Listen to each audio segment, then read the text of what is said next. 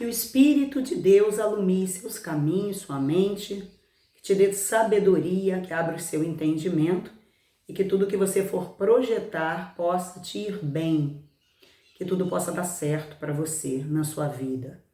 E ainda dando continuidade à nossa aula sobre o recomeço, hoje, né, eu quero começar falando sobre uma passagem que me faz refletir muito e que me ensina muito também, né? Que fala sobre a força. No livro de Provérbios, no capítulo 24, versículo 10, diz exatamente assim, olha. Se te mostrares fraco no dia da angústia, é que a tua força, ela é pequena. Veja que nenhum de nós, né, gosta de passar sofrimentos, perseguições, aflições ou calamidades. Se podemos fazer de tudo para evitar, é claro que nós vamos fazer evitar tudo isso. E é natural que essas situações, né, nos tragam até mesmo ressentimentos, marcas e até mesmo traumas. Ora, só quem vive, só quem passa, né, por perseguições, por sofrimentos, por calamidades, sabe a proporção, o grau de que isso causa dentro de uma alma, né?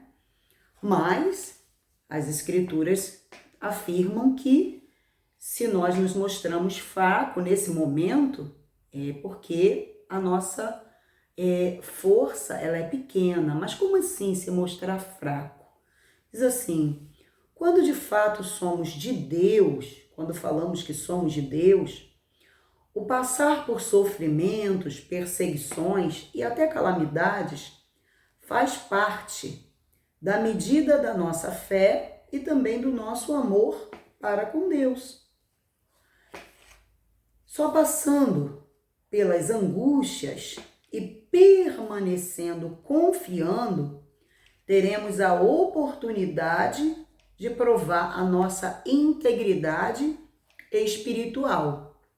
Então hoje eu chamo mais a atenção daqueles que são até mesmo de Deus, que já estão na presença de Deus e que passaram por algum baque, né, uma calamidade. Que às vezes a pessoa diz assim, mas eu sou filha do rei, eu sou de Deus e eu não aceito isso. Mas o cristão, a marca do cristão, né, vamos dizer, é igual o boi, né? O boi, ele tem ali o dono, ele vai lá, o dono do boi, ele vai lá e esquenta, né, aquele aparelho e marca o boi. E o boi é conhecido pelo seu dono, pelo registro que ele tem. E nós somos cristãos, nós que somos de Deus, nós somos conhecidos verdadeiramente pelo nosso Deus, pela integridade da nossa, né, pela integridade da nossa espiritualidade. E essa espiritualidade, ela é provada sim, para que nós venhamos a ter medido por ela o nosso amor e a nossa fé para com o nosso Deus, que não pode ser somente de boca, não é verdade? Aí diz assim, sem as adversidades não tem como a força, né? Sem as adversidades não tem como a força espiritual ser vista. Eu não posso mostrar a força da minha espiritualidade sem que eu venha passar pelas adversidades, tá? Podemos até falar de fé, dizer que confiamos, dizer que temos, né, uma grande fé e até se convencer, né, dessa fé de boca. Tem gente que abre a boca e diz assim, não, eu tenho uma grande fé, tá? Eu tenho uma grande fé, eu sou da fé. E na boca ela é forte. Mas, quando vem, né, essa fé ser avaliada por algumas situações, muitas vezes a pessoa ela descobre que ela não era tão forte o suficiente, tá? Porque é muito fácil a pessoa dizer que tem fé quando tudo vai bem. Ela acha que ela tem fé porque ela conquistou uma casa bonita, uma mansão, um carrão, porque ela conseguiu uma vaga de emprego, porque ela foi curada, porque algo aconteceu ela manifestou a fé e ela teve uma conquista. Mas essas conquistas jamais poderão medir a verdadeira fé de cada um de nós. Não tem como a nossa fé, ela ser medida, a nossa espiritualidade, ela ser medida pelo acúmulo de bênção que conquistamos, tá? Então, diz assim, né? Mas é a adversidade que revela as falsas confissões, né? Então, veja bem, são as adversidades que revelam essas confissões. Aí eu lembro até de Pedro, né? Senhor, irei contigo, seja para onde for, eu faço isso, eu faço aquilo. E Jesus já estava dizendo para ele, Pedro, você vai me negar. É fácil dizer, né? Eu nunca vou negar a Cristo, até que se passe por alguma aflição, perseguição, ou por uma calamidade, Lá em Salmos, no capítulo 34, 19, diz assim, muitas são as aflições dos justos, mas o Senhor o livra de todas. Então veja que a pessoa da fé, ela tem muitas aflições. É a marca, é a autenticidade do cristão. É passar. No mundo em que nós vivemos, nós não temos tréguas, tá? Nós podemos até ter momentos de refrigério, mas o verdadeiro cristão, ele está sempre sendo buscado, ele está sempre sendo procurado, né? Para ser devorado. A Bíblia também fala sobre isso, que o diabo, ele está como um leão aí, né? Nos espreitando a todo tempo. Aí diz assim, se o maior justo do mundo foi justificado pelas aflições, se tornando o maior autor e consumador da fé, agora imagina, né? Cada um de nós. O Filho de Deus não aprende, né, a ser filho só nas conquistas, nas bênçãos, mas no verdadeiro Filho de Deus existe aí, né, o fazer a vontade do Pai.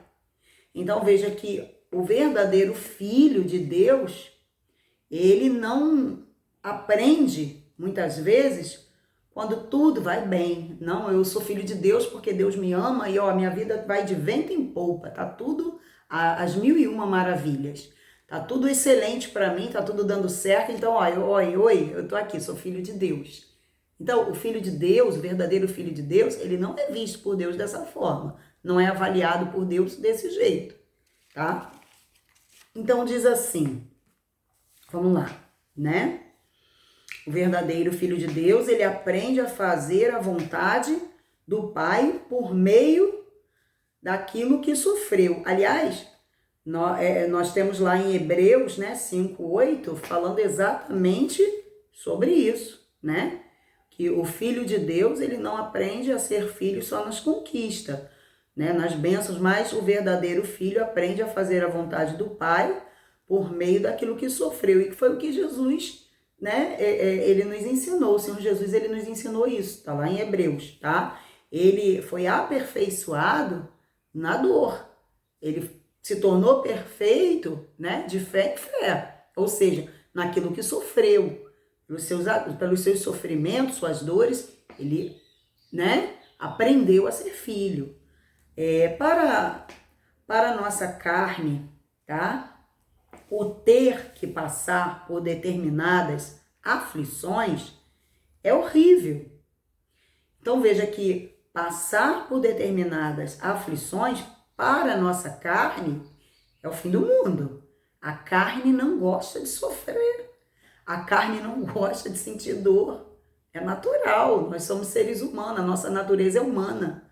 Porém, se faz necessário muitas vezes que soframos na carne para que haja esse aprimoramento espiritual no nosso ser, tá? Tanto que parece até que vamos desfalecer. Isso é normal, porque a nossa natureza é humana, como nós já falamos, né? Paulo disse, desanimado, mas não destruídos, lá em 2 Coríntios 4:8. Veja que às vezes parece até que, né, nós não vamos conseguir, como Paulo, né? A gente às vezes até desanima, sim, pode acontecer da gente desanimar. Mas, mesmo assim, quem é de Deus, no momento da aflição, das perseguições, das calamidades, não é destruído, não é vencido, né? Não é vencido.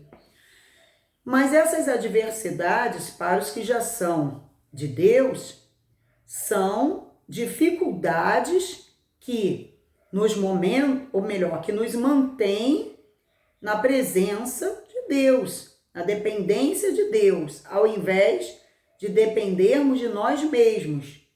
Serve para medir o quanto o valorizamos comparado com as outras coisas em nossas vidas. Então, quando nós passamos por essa situação, né, de perseguição, de calamidade, de sofrimento, de angústias, tudo isso para o cristão serve justamente para que nós venhamos para medir o quanto nós valorizamos, né, a Deus acima de todas as outras coisas. Ou seja, o quanto as outras coisas estão abaixo de Deus nas nossas vidas. Uma passagem que eu gosto muito e às vezes eu fico meditando, né, que me dá suporte espiritual, é a passagem de Davi, quando ele chega em casa, né, na cidade onde ele estava, e ali ele percebe que tudo foi destruído. Eu vou ler com vocês, tá? Eu vou ler com vocês. E diz assim, eu vou abrir a Bíblia aqui agora, vou ler com vocês e nós vamos meditar um pouquinho nessa passagem, né, que faz parte aqui desse contexto, porque esse exemplo de Davi, ele nos dá muito suporte para a gente poder continuar na caminhada.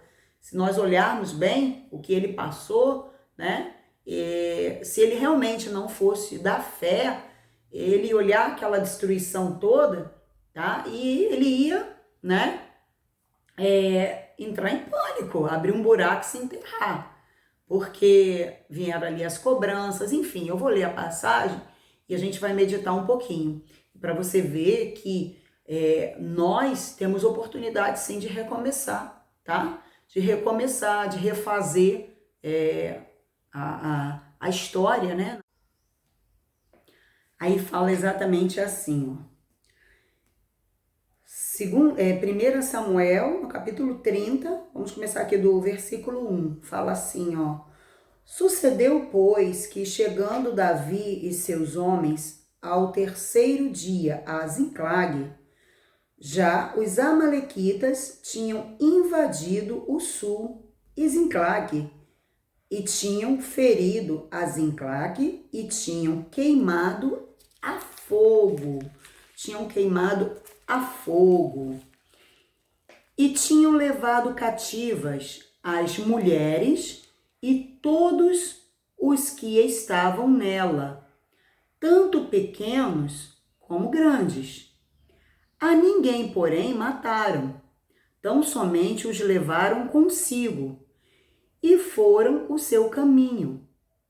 E Davi e os seus homens chegaram à cidade e eis que estava queimada a fogo. E suas mulheres, seus filhos e suas filhas tinham sido levados cativos. Então, Davi e o povo que se achava com ele alcançaram a sua voz e choraram, até que neles não houve mais forças para chorar. Também as duas mulheres de Davi foram levadas cativas, Aionã e a Jezraelita e Abigail, a mulher de Nabal, o carmelita.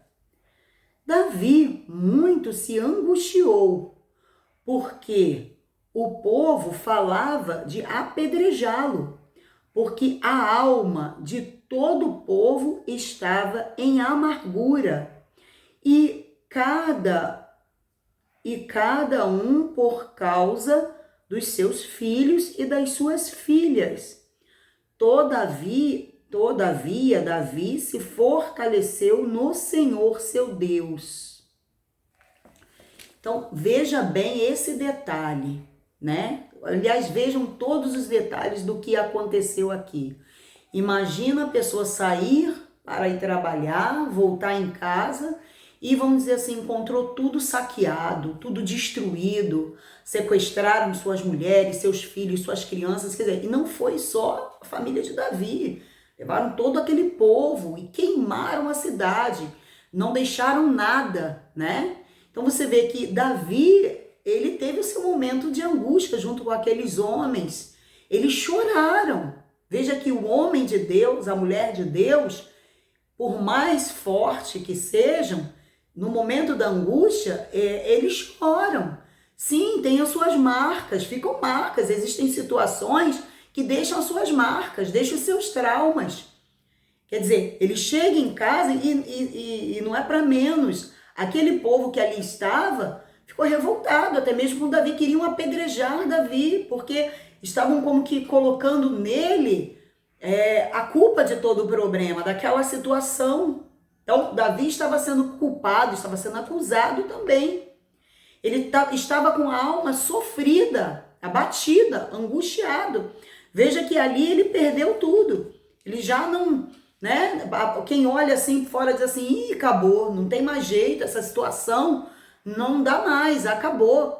Mas veja que no final, olha como é forte, né? O que nós estamos falando aqui sobre a pessoa, a mostrar a sua fé no momento da adversidade, da angústia. Aqui fala, né? Todavia, Davi se fortaleceu no seu Deus. Então foi no momento da angústia, no momento da tristeza, da amargura, da acusação, que Davi, ele foi buscar força em Deus, ele foi buscar a direção de Deus. Ele foi buscar resolver aquela situação, aquele problema, com quem realmente podia livrá-lo, com quem realmente podia dar a solução. Então, Davi, nesse momento de ruína, de destruição, ele não ficou caído, prostrado, desanimado. Ele não disse, poxa Deus, por que o Senhor deixou isso acontecer comigo agora? Olha só, eu não quero mais também ser de Deus, eu não vou ser de Deus por causa disso, eu não vou mais servir o Senhor, porque, poxa, eu sou teu servo, e eu servindo o Senhor deixou eu passar por isso? Por que eu estou passando por isso? Então, no momento em que a fé de Davi foi provada, a integridade da espiritualidade dele ali se elevou. Porque ainda assim, em meio a tudo que ele estava vivenciando, ele se colocou, né? Ele se colocou na dependência de Deus, para que Deus desse a ele a direção para o recomeço. Então, e assim é o verdadeiro cristão. O cristão, ele passa por lutas, perseguições, aflições, nós passamos. Mas em todo momento, em todos os instantes, essa nossa dependência, ela precisa estar em Deus. Veja que Davi não entrou na pilha daqueles que estavam, né, ali também se desmanchando.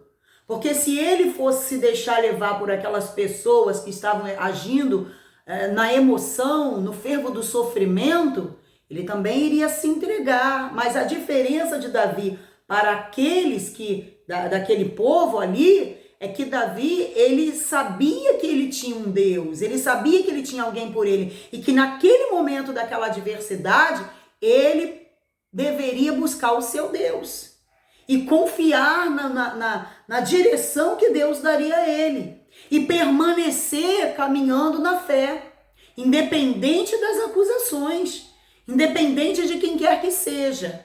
Então, essa passagem, eu extraio dela para mim também, porque ela me fortalece no momento das angústias, das calamidades, das perseguições.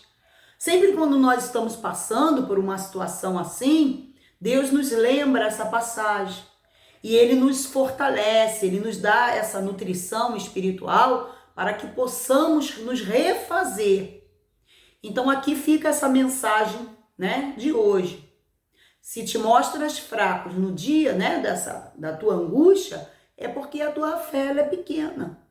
Então o que você precisa? Você precisa buscar, né, essa fé genuína, como nós já colocamos, né, que fará um diferencial na sua vida. Você precisa buscar dentro de você um querer de Deus, esse querer genuíno para prosseguir e vencer, para que você consiga recomeçar como Davi. E eu lhe oriento a terminar de ler, né, essa passagem, que é muito interessante, que vai te dar muito suporte, que fica aí, né, no livro de 1 Samuel 30, no capítulo 1. Eu li até o versículo 6, mas você pode dar continuidade, né, do versículo 7 em diante, que vai falar um pouco de como Davi conseguiu, né, trazer de volta, reconquistar tudo aquilo que lhe pertencia.